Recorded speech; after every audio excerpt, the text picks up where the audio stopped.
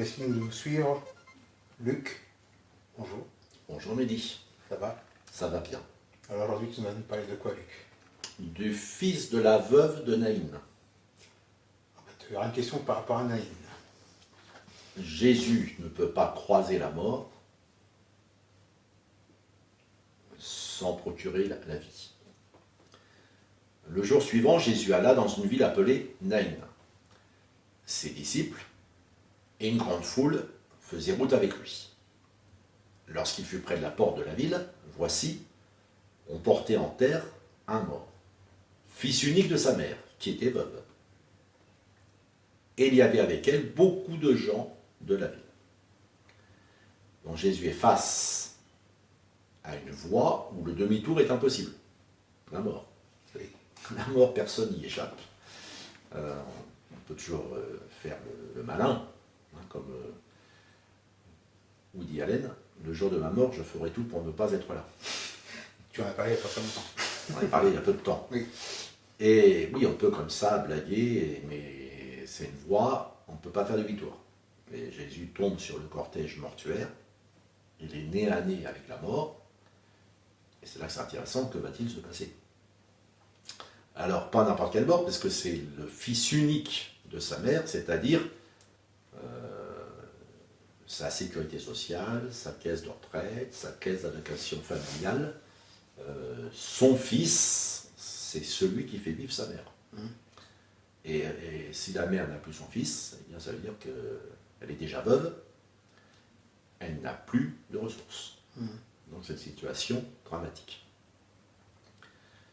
Et la mort, cette route impossible, ce demi-tour impossible, le psaume 88 nous dit, est-ce pour les morts que tu fais des miracles?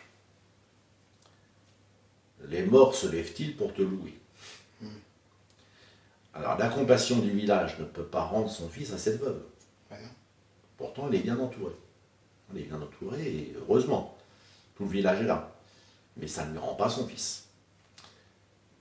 Et la veuve ne demande rien.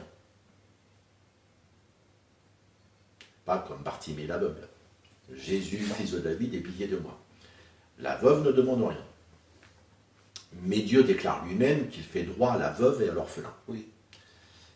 Alors Jésus, qui est Dieu fait homme, ne peut pas croiser la mort et ne rien faire. Le Seigneur, l'ayant vu, fut ému de compassion pour elle et lui dit, ne pleure pas. Il s'approcha et toucha le cercueil. Ceux qui le portaient s'arrêtèrent. Il dit, jeune homme, je te le dis, lève-toi. Luc, j'ai une question par rapport à toucher le cercueil. Dans la loi juive, tu n'as pas le droit de toucher un mort. Alors c'est pas qu'on n'a pas le droit, c'est que d'abord il y a les gens normaux, entre guillemets. Oui. Je suis un peu étonné, les gens. Non, je ne vais pas dire après il y a les gens anormaux. Non, il y a les gens D'accord. qui n'ont pas de rôle particulier dans la relation avec Dieu. C'est ça les gens normaux. D'accord. Et puis il y a les descendants d'Aaron, les prêtres, Oui.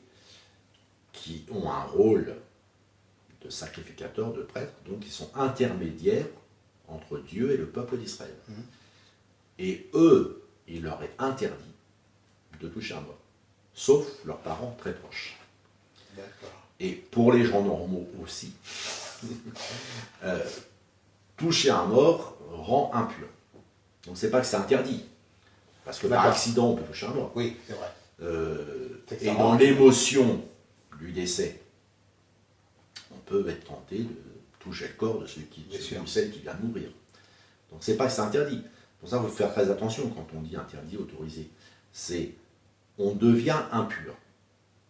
Mais la loi de Moïse prévoit un rite de purification.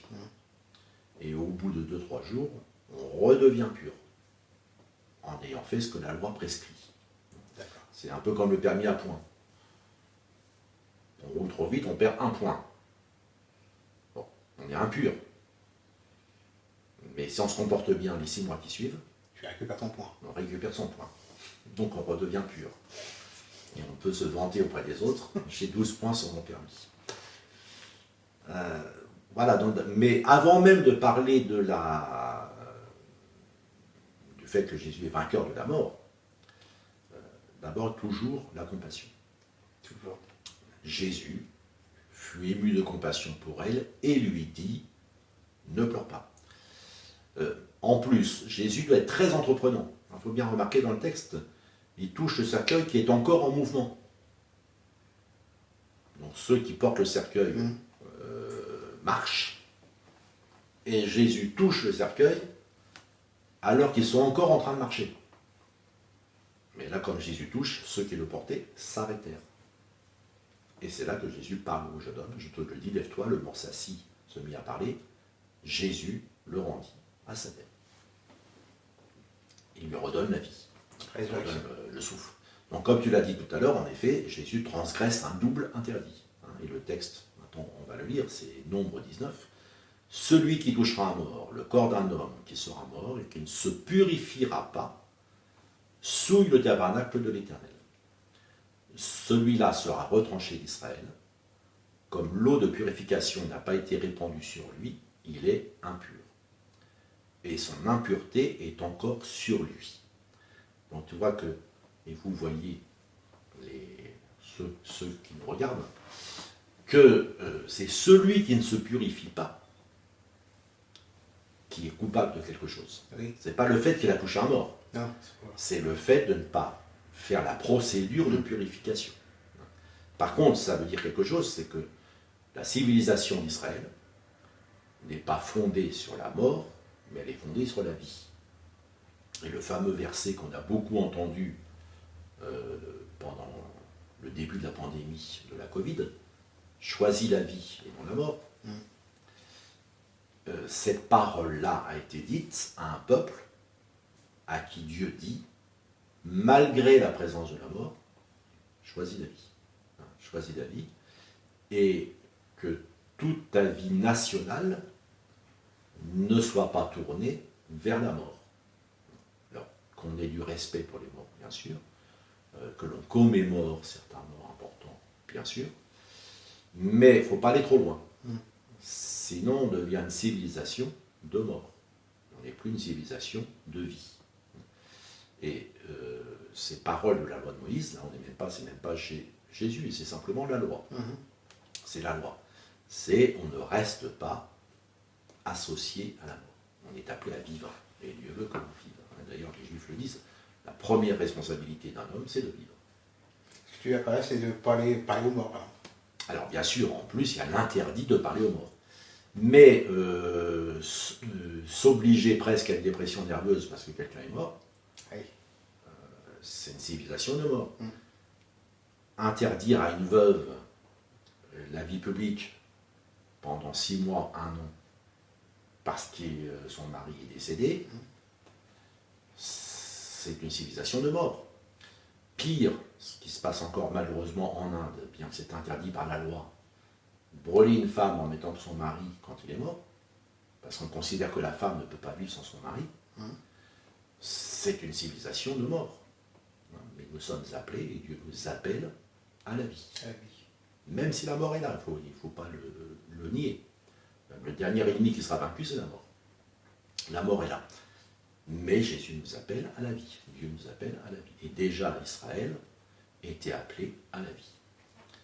Et ça n'a pas changé. Un autre texte qui montre bien l'interdit, pour revenir sur cette question. 1 Chronique chapitre 10. Saül mourut parce qu'il se rendit coupable d'infidélité envers l'Éternel, dont il n'observa pas la parole, et parce qu'il interrogea et consulta ceux qui évoquent les morts. Donc ce que tu disais, l'interdit de parler avec les morts. Alors la mort est une voleuse. Mais certains confondent Dieu et la mort. Et combien de personnes j'entends qui disent Dieu m'a pris mon mari, oui. Dieu m'a pris ma femme, Dieu m'a pris mon père, Dieu m'a pris ma mère, Dieu m'a pris mon fils, Dieu m'a pris ma fille. Non, ce n'est pas Dieu qui prend, c'est la mort. La mort est une voleuse. Si c'était Dieu qui prenait, Jésus n'aurait pas ressuscité le jeune homme. Tout à fait. Le simple fait qu'il l'a ressuscité est la preuve que ce n'est pas Dieu qui nous prend les êtres que nous aimons. C'est la mort qui nous les prend. Et notre seule espérance de les retrouver, c'est Jésus qui redonne la vie. Alors ici, c'est un signe. D'abord, Jésus a compassion de cette femme, premièrement.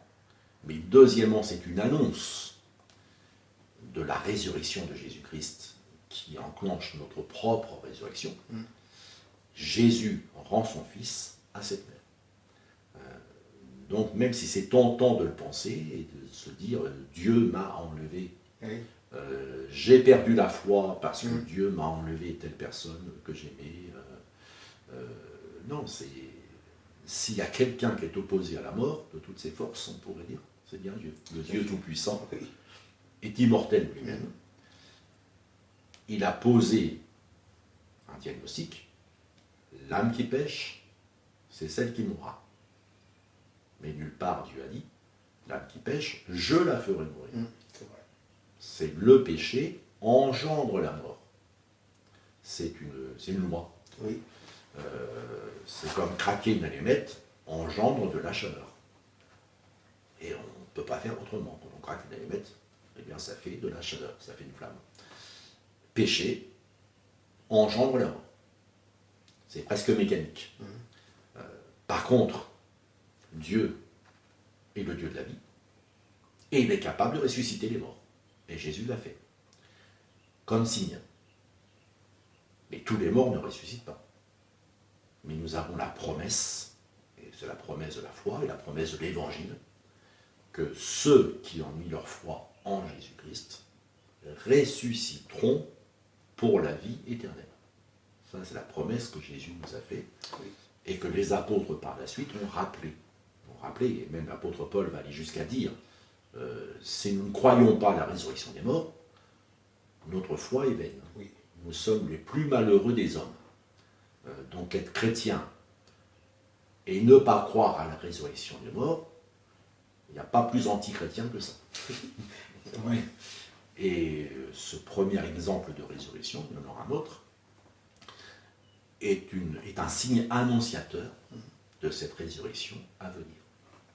Et lui, avant de finir, Naïn, ça veut dire quoi? Beauté. Merci Luc. Et ce que Jésus a fait là est de toute beauté. C'est vrai.